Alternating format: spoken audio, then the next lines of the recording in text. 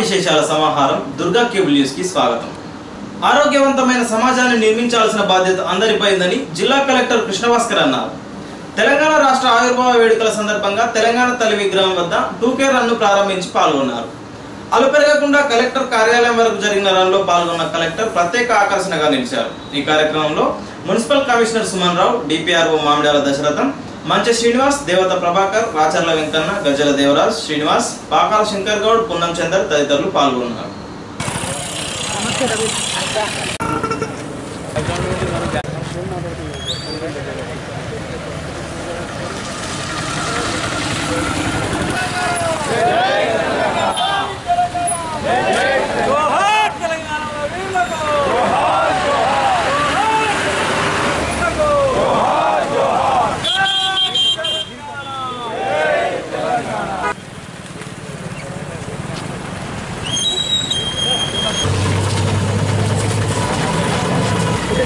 Camera ना निकल रहा है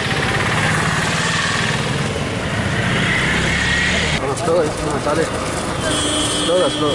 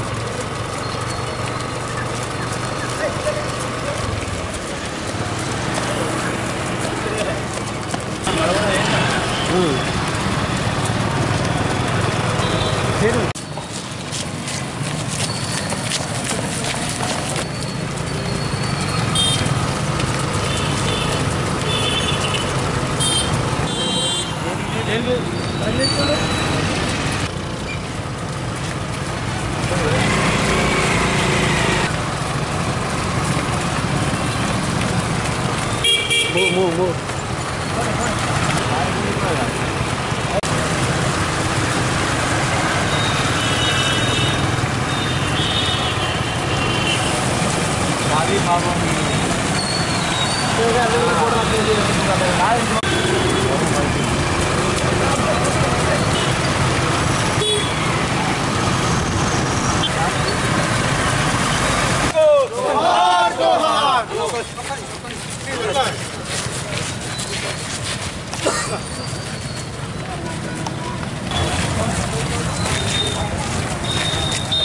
రాజన్న సిరిసిల్ల జిల్లా హెడ్ క్వార్టర్తో మనం 2K నామినేషన్ జరిగింది.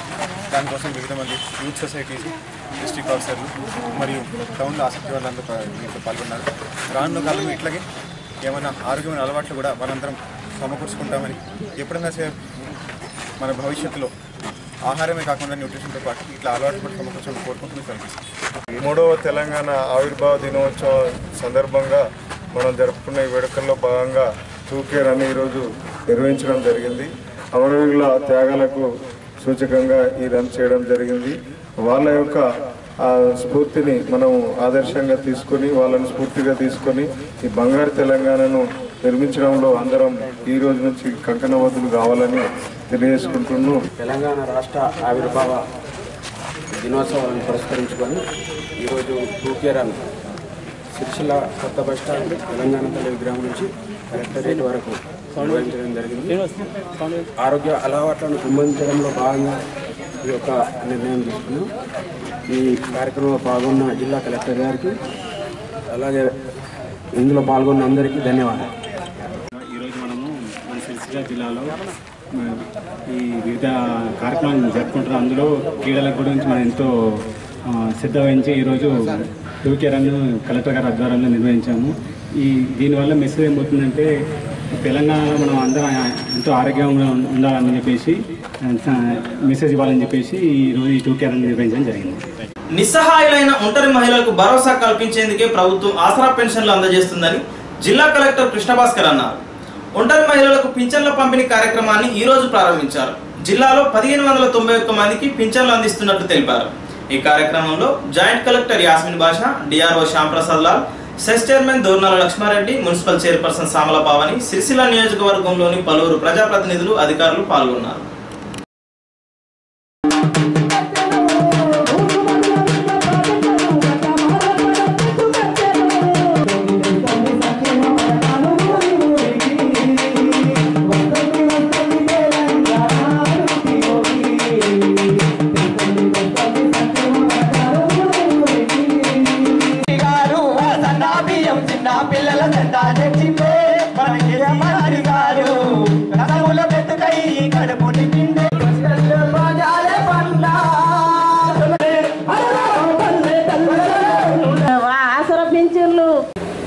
ఫోర్త్ గారు ఏఎంసీ చైర్మన్ బతుకు అంజయ్ గారిని వేదిక మీద కోరుతా ఉన్నాం. అట్లాగే ఇప్పుడు ప్రజలకు వేదిక ముందు కూర్చొనున్న మహిళా సోదరి మహిళలందరికీ ఈ యొక్క కార్యక్రమాలను చేపడుతున్నారు. సొంత అన్నదమ్ములే కానీ ఈ రోజుల్లో ఒంటరిగా మిగిలిపోయి ఉన్న మహిళలకు చేయూతనివ్వడానికి ఇప్పటి వరకు చాలా మంది పెద్దలు కూడా చెప్పడం జరిగింది. ఒంటరి మహిళలు చూస్తున్నాను, ఇక్కడ చాలా మంది ఒంటరి మహిళలు వచ్చారు. నాకు చాలా బాధగా ఉంది. ఎందుకంటే ప్రభుత్వం ఏర్పడ్డాక మనం అందరినీ గుర్తించాం. ఎందుకంటే పుట్టిన పాప నుండి మొదలుకుంటే మనం చనిపోయే వరకు కూడా మన తెలంగాణ రాష్ట్ర ప్రభుత్వం అన్ని కూడా సంక్షేమ పథకాలను తీసుకుంటూ అందరికీ న్యాయం చేసే దిశగా మన తెలంగాణ ప్రభుత్వం ముందుకెళ్తుంది. చక్కని కార్యక్రమం స్టేట్ ఫార్మేషన్ డే సందర్భంగానే 3వ రోజు మనం సెలబ్రేషన్ భాగంగానే ఈరోజు సింగిల్ ఉమెన్ పెన్షన్స్ అనేది ప్రోగ్రామ్ లాంచ్ చేసుకోవడం జరుగుతుంది. డిఆర్డిఓ గారు చెప్పినట్టు మనకి 2300 వరకు అప్లికేషన్స్ రావడం జరిగింది. గవర్నమెంట్ నుంచి వచ్చిన గైడ్లైన్స్ ప్రకారం మనం చాలా చక్కగా మా సిబ్బంది అంతా డిఆర్డిఓ సిబ్బంది అదేవిధంగా తహసీల్దార్స్ ఎంపీడీఓల ఆధారంగా ఈ స్కూల్ని అప్లికేషన్స్ చేయడం జరిగింది. ముఖ్యంగా ఎవరు కూడా అర్హులు మిస్ కాకూడదనే ఉద్దేశంతోనే చాలా స్పష్టమైన ప్రణాళికతోనే ముందుకెళ్ళడం జరిగింది. దానిలో భాగంగా వీళ్ళందరినీ కూడా 1591 మంది జిల్లాల్లో గుర్తించడం జరిగింది. నా అందాజా ప్రకారం అయితే ఆల్మోస్ట్ జెన్యూన్ వాళ్ళు మొత్తం కూడా అందరు కవర్ అయి ఉంటారు. ఒకవేళ ఎవరు కవర్ కాకపోయినా తప్పనిసరిగా రాబోయే నెలలో కూడా మనకి అంటే అది ఏదో స్కీమ్ అయిపోయింది అనేది కాదు, ఫస్ట్ మనం అందరినీ గుర్తించడం జరిగింది. వాళ్ళకి 2 నెలల పెన్షన్ 1000 రూపాయలు చొప్పున మన 2000 రూపాయలు ఏప్రిల్ మే నెలలో ఏదైతే పెన్షన్ 1000 రూపాయలు ఉందో ఈరోజు మనం ఇస్తున్నాము.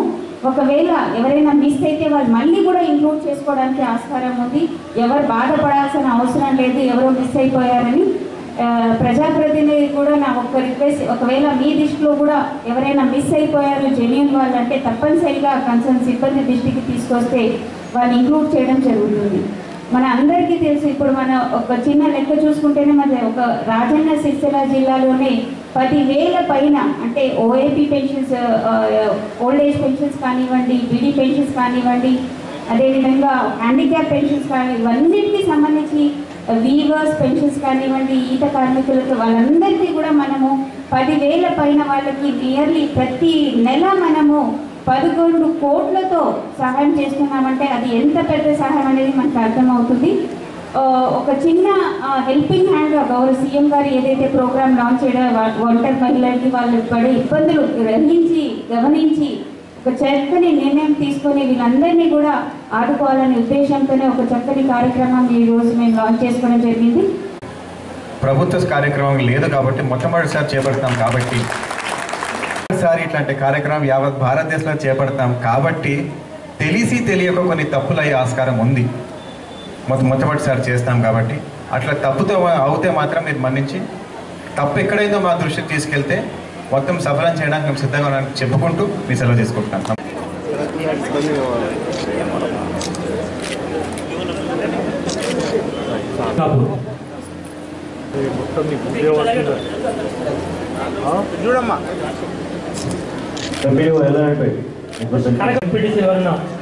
ఉంటే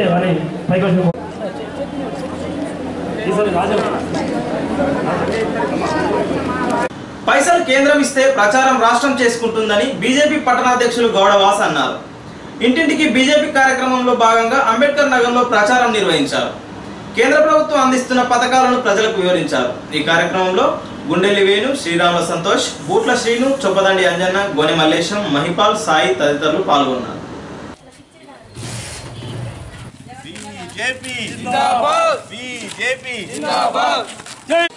ఇక్కడ 90,000 ఇల్లు కట్టమని పేద ప్రజలకు ఇల్లు నెలకు 90,000 ఇల్లు కట్టమని 35,000 కోట్ల రూపాయలు ఇవ్వడం జరిగింది. మనం ఇలా సిరిసిల్ల ఏ ప్రభుత్వం కూడా ఇంటి లేదు. 90,000 ఇల్లు కట్టమని చెప్పేసి 30,000 పార్టీ ఆదేశాల మేరకు ఈరోజు భారతీయ జనతా పార్టీ చేస్తున్నటువంటి అభివృద్ధి కార్యక్రమాలను ఇంటింటికి తీసుకెళ్లడం జరుగుతుంది. మనందరికీ తెలిసిందే, ఈరోజు పెన్షన్లో కావచ్చు, రేషన్ బియ్యంలో కావచ్చు, మరుగుదొడ్డి విషయంలో కావచ్చు, ఏ విధంగా చూసినా కేంద్ర ప్రభుత్వం నుంచి ఎన్నో నిధులు వస్తున్నాయి. ప్రతి కార్యక్రమం ఈరోజు రాష్ట్ర ప్రభుత్వం నిర్వహిస్తున్నటువంటి లేకపోతే తను చెప్పుకున్నటువంటి ప్రతి కార్యక్రమంలో ఖచ్చితంగా కేంద్ర ప్రభుత్వం నిధులు ఉన్నాయనేది వాస్తవం. ఈరోజు మనం తెలంగాణలో చూస్తే దాదాపుగా కేంద్ర ప్రభుత్వం 90,000 ఇండ్లు నిర్మించమని చెప్పేసి దాదాపు 35,000 కోట్లు పైచీలకు నిధులు ఇచ్చడం జరిగింది. కానీ మన తెలంగాణలో 300 ఇండ్లు మాత్రమే నిర్మించడం జరిగింది, మనందరి విషయం తెలిసిందే. మరి ఈ రకంగా మరి మిగిలిన అన్ని కోట్ల రూపాయలు ఎక్కడికి పోతున్నాయి అనే విషయాన్ని గురించే ఇక్కడ ప్రజల్లోకి తెలియజేయాలని చెప్పేసి మేము ఇంటింటికి తిరిగి భారత ప్రధాని దాదాపు 120 పథకాలకు పైన ప్రారంభించడం జరిగింది. మరి ఆ పథకాలు ఎక్కడ కూడా సరిగా అమలు జరగట్లేదు. మరి మొన్నటికి మొన్న అమిత్ షా గారు వచ్చి 1,00,000 కోట్లకు పైన మన తెలంగాణ అభివృద్ధి కోసం ఇచ్చినారని చెప్తే తెల్లారి మన గౌరవ ముఖ్యమంత్రి గారు 1,00,000 కోట్లు ఇవ్వలేదు, ఏమి ఇవ్వలేదు, అది ప్రూవ్ చేస్తే తను రాజీనామా చేస్తా అని చెప్పాడు. మరి ఆ 1,00,000 కోట్లకు సంబంధించిన లెక్క చిట్టె పద్దు ఈరోజు మేము కరపత్రం ద్వారా ప్రతి రూపాయికి లెక్క ఇంటింటికి పంచుతున్నాం. ఇవన్నీ విషయాలు ప్రజలు గ్రహించి మరి సరైన అభివృద్ధి జరుగుతలేదు, ఇల్లు రావట్లేదు, ఇంకా ఎన్నో పథకాలు కూడా మన దగ్గర ఈరోజు కేంద్ర ప్రభుత్వం దాదాపు చాలా భారతదేశంలోనే ఎక్కడ లేనన్ని హైవే రోడ్లు కూడా మన తెలంగాణకు ఇవ్వడం జరిగింది. కానీ ఎక్కడ కూడా ఇంతవరకు హైవే రోడ్లు అమలు జరగలేదు. ఇలా చెప్పుకుంటూ పోతే కేంద్ర ప్రభుత్వం ఎన్నో పథకాలు మన తెలంగాణ కోసం చేస్తుంది, కానీ రాష్ట్ర ప్రభుత్వం వాటిని సరిగా అమలు చేయట్లేదనేది వాస్తవం. కాబట్టి ప్రజలందరూ కేంద్రంలో రాష్ట్రంలో పువ్వు గుర్తే ఉంటే బాగుంటుందనే విషయాన్ని గ్రహించి పువ్వునే ఖచ్చితంగా ఎన్నుకోవాలనే ఉద్దేశంలో ఈ 120 పథకాలను ఇంటింటికి గడప గడపకు ఈరోజు భారతీయ జనతా పార్టీ తెలంగాణ రాష్ట్ర వ్యాప్తంగా ఇంటింటికి తీసుకెళ్ళడం జరుగుతుంది. అందులో భాగంగా ఈరోజు మేము ఈ అంబేద్కర్ నగర్ కాలనీలో ఇంటింటికి వెళ్ళి భారతీయ జనతా పార్టీ అభివృద్ధికి సంబంధించిన కరపత్రాలను పంచడం జరుగుతుంది. పథకాల గురించి జనంలో ఒకటి తీసుకెళ్ళి జనానికి ఈ బీజేపీ చేస్తున్న అభివృద్ధి పథకాలను ముందుంచుతందుకు ఈరోజు అంబేద్కర్ నగర్కు జరగడం జరుగుతుంది. ఈరోజు కేంద్ర ప్రభుత్వమే అమలు చేస్తుంది. జిల్లాలో బీడీ కార్మికులకు సక్రమంగా వేతనాలు ఇవ్వని ఠాకూర్, లంగర్ బీడీ కంపెనీల యజమానులపై చర్యలు తీసుకోవాలని కోరుతూ తెలంగాణ రాష్ట్ర బీడీ వర్కర్స్ యూనియన్ టీఆర్ఎస్ కార్మిక విభాగం జిల్లా అధ్యక్షులు వెంకట శ్రీనివాస్ రాష్ట్ర కార్మిక హోంశాఖ మంత్రి నాయన్ నరసింహారెడ్డికి ఫిర్యాదు చేసినట్లు తెలిపారు.